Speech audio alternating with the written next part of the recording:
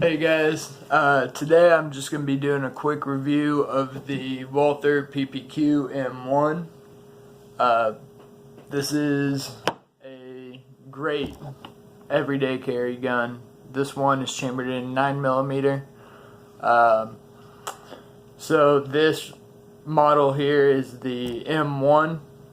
The only difference that I'm aware of between the M1 and the M2 is the magazine release. The M1 has the European paddle style magazine release, and I'll show you how to activate that. Yes, the magazine is loaded for you safety guys. There is not one in the chamber. If you see here that it has a loaded chamber indicator, you cannot see the red, therefore the chamber is clear. Go ahead and release the magazine. Lock the slide back, nothing in the slide. Alright. So, one of my favorite things about this handgun is that it is completely ambidextrous. Alright. So you have, with the European paddle style magazine release, you can actuate that release with your index finger on either side. Alright, you'll notice that it has a slide release, slide catch on both sides of the pistol. Alright, so this model right here, the Walther PPQ, is an update on the previous P99, so they say. You can see it's very similar to P99. I will show you a P99 to compare. Now this P99, yes, magazine loaded, no round in the chamber indicator right here. So this P99 is actually chambered in 40 Smith & Wesson. Okay. Now you can see these two handguns are very similar. Alright. I'll get into some specs on this PPQ. So the PPQ empty, no magazine, weighs 21.7 ounces. It is 7.1 inches long. The barrel length is 4 inches. The width of the PPQ is 1.3 inches. The height is 5.3 inches. This pistol has lock breech action, and they say the effective range is 55 yards. Okay, now if you can see, it's got the 3-dot interchangeable adjustable sights. It comes with interchangeable front blades, 3 different ones for your elevation. It's got a screw here to adjust your windage. Now let's talk about why I like this pistol. Okay, Walther is known for making quality handguns, quality firearms in general. One of the things that really sets Walther apart is their trigger. Okay. Now, this trigger is coming in, when I tested the trigger, it's coming in at right around 4.8 pound break. Now, it feels much lighter than that to me, in my opinion. So I'm just gonna go ahead and show you how the trigger operates, the take up, the travel, and then the break. So clear. Alright, so this trigger, let's see if I can do this way. Alright, Now it's got the trigger dingus, as a lot of people like to call it, similar to a Glock. It is a striker fire pistol, polymer pistol. A lot of them are moving to similar triggers. Now I'm just going to go ahead and break the trigger here. Alright, so a little bit of travel, then you come to this wall right here, and it really does not take much at all. Now I'm going to show you the reset. The reset is why I love this pistol. There it is. Little take up, break. Let's see if I can get this. And just barely anything on that reset. And it is a very tactile reset. You notice it as soon as it resets. And the break on this trigger is like a glass rod. I mean, it is phenomenal.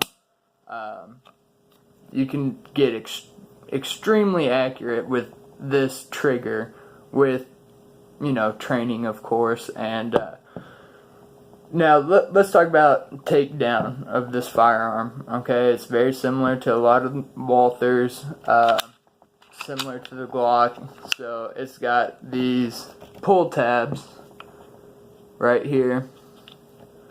So you pull these, pull the trigger, slides right off. You have frame, guide rod, recoil spring, and your barrel. Okay. You know, this thing is a tack driver. I am a big fan of Walther and HK firearms, not only because they have the European style paddle magazine release. They're ambidextrous, which is always a great thing, especially for one-hand manipulation of the firearm. Reassembly, as you just saw, very, very simple, very standard. You know, the retail on this firearm, I've seen them from $530 all the way up to $660. So it really depends on, you know, where you're getting the firearm. And another thing I want to talk about real quick that I forgot to mention, that's a big deal for a lot of people, including myself, is the grip. Okay, now the PPQ comes with 3 interchangeable back straps, small, medium, large, and the stippling on it is kind of not super aggressive, but it's just got this swirly pattern, and you can see it has these fingers, I guess finger grooves or finger swells right here, which really fit my hand great. You know, I hear nothing but good things about this. It's very ergonomic. It allows you to get a nice high purchase on this firearm when drawing, which is one of the great things. Now, compared to the P99, okay, let's talk about the P99 real quick.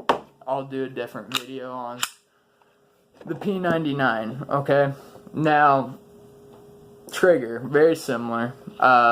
This is ambidextrous, so it does take the cake for being a completely ambidextrous firearm. The P99 trigger, okay? This is the AS model, which stands for anti-stress. Okay, so this is a double action, single action firearm, where the PPQ is single action only, similar to a Glock. Now, the single action trigger on this P99 is unbelievable. So you see it's got a little travel, and then it's got this staging area right here where you can stage it it's got a little more travel than I like, but when you come to that wall, it's nothing. I mean, it is absolutely nothing on that. Now, something I want to show you about now you do have to come all the way back to hit that wall. You know, that's quite a bit of travel, but you know, it's not spongy, it's very smooth. Clean brake. Now, the reset on this, alright? Let me show you the reset on the P99. It is nothing. The reset on this is nothing, okay? And also, so, you know, for a striker fire, handgun, double single action, it's got this decocker right here. You press that, drops the striker, and then you got this long double action pull. Back to the PPQ. Would I like to see a double action or a restrike capability on the PPQ? Yeah, I would. Do I think it's necessary? No, I do not. You know, this gun out of the box is excellent.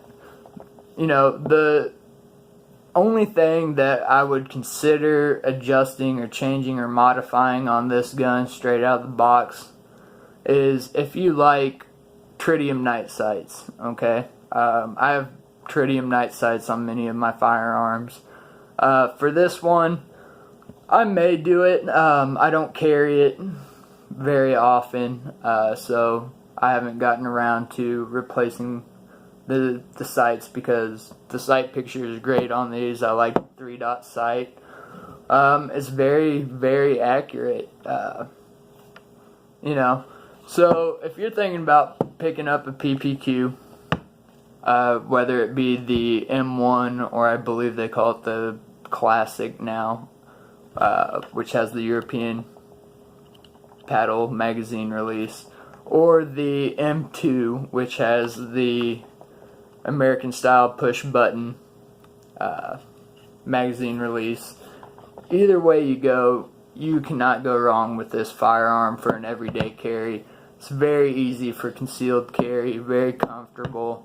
And you know, I recommend anybody who's in the market for a polymer striker fire pistol to take a look at the PPQ. It is a excellent gun. Alright, I'm Michael with Kilo 1 Consulting, and this has been a quick review of the Walther PPQ.